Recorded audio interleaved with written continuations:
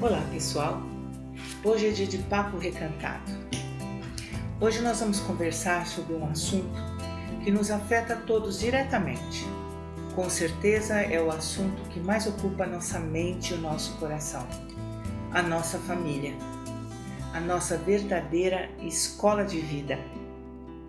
Antigamente, a ideia de que se fazia de família era aquela onde um homem e uma mulher se casavam e dessa união começava a formação de uma nova família.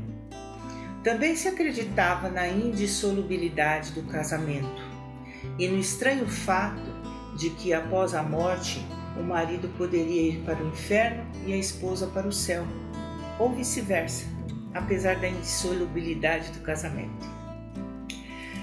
Apesar de muitas religiões ainda externarem esse conceito, a razão e o bom senso de que já somos portadores nos mostram que a verdadeira família nasce da necessidade do amor e dele se alimenta.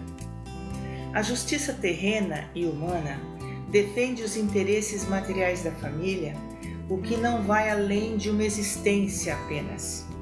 E a sociologia entende a família como base da sociedade, mas apenas vendo a questão familiar como aqui e agora, o que também tornam perecíveis todas as relações familiares a partir da morte de seus membros mais antigos.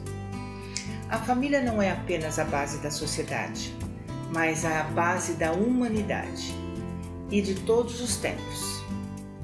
As gerações se encontram na família, transmitindo suas experiências de umas para as outras. Assim se transmitem os conhecimentos, o crescimento, as vivências adquiridas, mas infelizmente também é assim que se transmitem de uma geração a outra os ódios, os preconceitos, a crença na superioridade de castas, de classes, de raças, a intolerância religiosa, a intolerância de gênero e também outros exemplos de grande desserviço à humanidade que presenciamos e que vivemos neste mundo nosso ainda tão intolerante. Vamos falar da criança, né?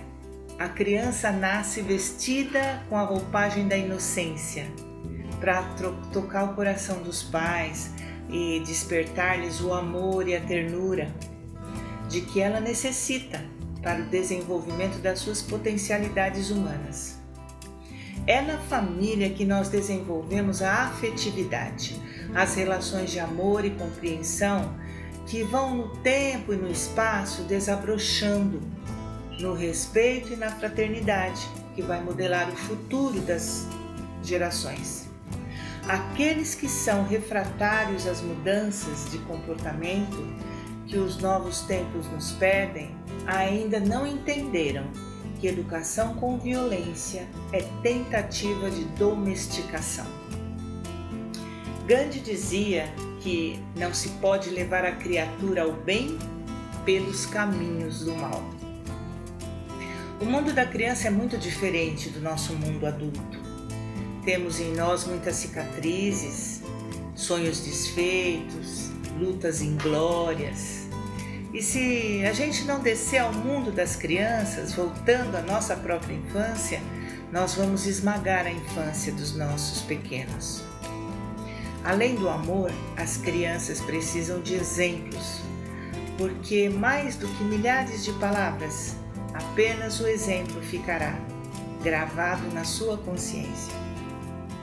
As nossas brechas morais podem ter uma consequência muito danosa para essas pequenas almas que estão sob a nossa guarda e a nossa responsabilidade. Quando nós somos o modelo escolhido por nossos pequenos, essas brechas podem validar comportamentos inadequados, ou mesmo por efeito contrário, trazer uma grande decepção, quando a criança já consegue discernir o certo do errado. Nossos pequenos vícios sociais, as mentirinhas inocentes, as justificativas aos pequenos abusos, essas brechas podem ter um péssimo efeito naqueles que, além do nosso amor, precisam do nosso exemplo, de comportamento tanto familiar como social. Vamos falar de casamento. Casamento é uma conquista na evolução social. Disciplina as relações humanas, trazendo para um pequeno grupo a estrutura emocional que vai se refletir nas relações com a sociedade como um todo. É na família que nós aprendemos a nos relacionar com o resto do mundo. O casal é uma unidade biológica que se forma por atração afetiva que existe entre os dois. O par sozinho tem sonhos de felicidade, de amor, mas a interferência dos outros causa atritos nessa harmonia. Muitas vezes desde o namoro, prenunciando tempestades futuras. São os filhos que chegam, são os parentes e os outros compromissados que chegam, cobrando dívidas afetivas. Não é Deus que determina essas situações embaraçosas, mas os próprios envolvidos, além do próprio casal, porque existem dificuldades na construção do relacionamento afetivo entre essas almas carentes de amor. Por esse motivo, que os sentimentos de amor e respeito ao próximo são defensores da nossa felicidade atual e futura. Todas as ocorrências de dor ou alegria no casamento entre duas pessoas, como na vida de relação também com todas as outras pessoas, Todas essas ocorrências da vida dependem exclusivamente da nossa atitude, O resultado só depende daquilo que fizermos, tanto no passado como no presente, A decisão que tomarmos diante das coisas. A nossa consciência, ela possui recursos para prevenir situações difíceis. É que a gente não tem muita atenção à nossa consciência, Porque ela sempre está nos dizendo, não faz isso, não fala aquilo, não vai por esse caminho. A gente vai, A gente não dá atenção. E o resultado das ocorrências negativas que nós criamos para nós mesmos, porque nós muitas vezes lutamos contra a nossa necessidade de aceitação do que nós não podemos modificar. É isso que acontece. Não aceitamos o que não podemos modificar. Precisamos trabalhar isso. Mas é de se perguntar, diante de tanta dificuldade, por que instintivamente nós procuramos a formação de novas famílias? Por quê? Porque nós somos seres gregários. Nós não fomos criados para estarmos sós. As intenções do Criador é que possamos, criando um ambiente familiar, aparar as nossas arestas através do amor e trazer para o nosso entorno outras almas, cada uma com as suas necessidades, para que através desse amor que a gente consiga desenvolver, todos os envolvidos recebam a emanação desse casal que nós formamos, o alimento espiritual que eles possam receber, para que eles também aprendam a oferecer o que eles estão recebendo. Existem diferentes conformações familiares e hoje, felizmente, nós já podemos contar com a legislação do nosso país para sua legitimidade. Porque a formação de uma família não depende de formação biológica dos corpos, depende do encontro de almas. Isso é o que é mais importante. Mesmo os pais e mães solos formam famílias e muitas vezes trazem para a rede de proteção os seus filhos, além dos familiares, outras pessoas amigas que passam a se relacionar e a velar pelo bem-estar dessa pequena família na condição de familiares adotivos também. Sem o concurso do amor não existe uma família de verdade. Não importa se ela é constituída de dois pais, duas mães, um pai e uma mãe solo, um pai solo, não importa. Se não houver amor, não existe família.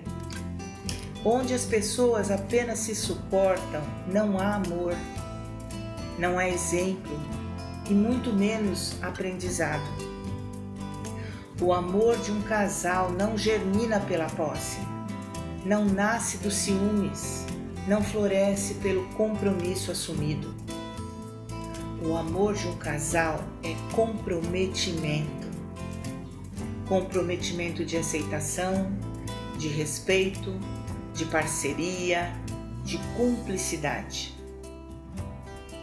E já falando em família, vamos dar uma olhadinha para trás para reconhecermos o nosso passado, talvez com o peso que teve, com as dores, com as feridas que houveram nas gerações anteriores, dos nossos avós, dos nossos pais, e honrar tudo que eles viveram da melhor maneira que nós pudermos, com os recursos que nós temos. É uma contemplação do que nossos pais representam em nossas vidas, já que nós apenas existimos porque eles permitiram. Esta é a compreensão fundamental. A vida física veio através deles e por isso merece ser honrada. Mesmo que todo o restante que veio depois do nascimento tenha sido bastante desafiante. Se há vida, é possível ressignificar e fazer diferente. E essa atitude é honrá-los, estejam eles aqui entre nós ou já na vida espiritual. É preciso deixarmos ir todas as críticas, as reclamações, os julgamentos para que a gente possa seguir em frente. Talvez muito nos faltou em afeto, em acolhimento, mas talvez tenha sido o máximo que eles conseguiram nos oferecer. Estamos aqui e esse é o maior presente que eles poderiam nos dar. A eles, nosso amor e a nossa gratidão. Vamos pensar nisso? Vamos cantar? Hoje a gente vai buscar o que há de criança dentro de nós para entendermos e curtirmos a música de Paulo Tati, que se chama Eu. Perguntei pra minha mãe, mãe, onde é que você nasceu? Ela então me respondeu que nasceu em Curitiba, mas que sua mãe, que é minha avó, era filha de um gaúcho que gostava de churrasco e andava de bombacha e trabalhava num rancho. E um dia bem cedinho foi caçar atrás do morro, quando ouviu alguém gritando: socorro, socorro! Era uma voz de mulher. Então o meu bisavô, um gaúcho destemido, foi correndo, galopando, imaginando o inimigo. E chegando no ranchinho já entrou de supetão, derrubando tudo em volta com o seu facão na mão. Para alívio da donzela que apontava estupefata para um saco de batata onde havia uma barata. E ele então se apaixonou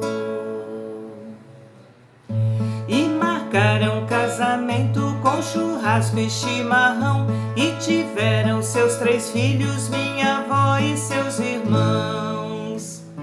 E eu fico imaginando, fico mesmo estupefato, se não fosse uma barata, ninguém teria gritado. O bisavô nada ouviria e seguiria na caçada, e não teria bisavô, bisavó, avô, avó, pai, mãe, não teria nada, nem sequer existiria. Perguntei para o meu pai, pai, onde é que você nasceu? Ele então me respondeu pai, que é o meu avô. Era filho de um baiano que viajava no sertão e vendia coisas como roupa, panela e sabão. E que um dia foi caçado pelo bando do Lampião, que achava que ele era da polícia, um espião, e se fez a confusão.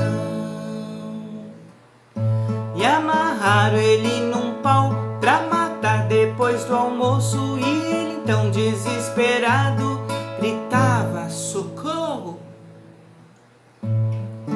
E uma moça apareceu bem no último instante e gritou pra aquele bando: esse rapaz é comerciante. E com muita habilidade ela desfez a confusão, e ele então deu-lhe um presente, um vestido de algodão. E ela então se apaixonou. Se aquela moça esperta não tivesse ali passado, ou se não se apaixonasse por aquele condenado, eu não teria bisavô, nem bisavó, nem avô, nem avó e nem pai pra casar com minha mãe. Então eu não contaria essa história familiar, pois eu nem existiria pra poder cantar, nem pra tocar o violão.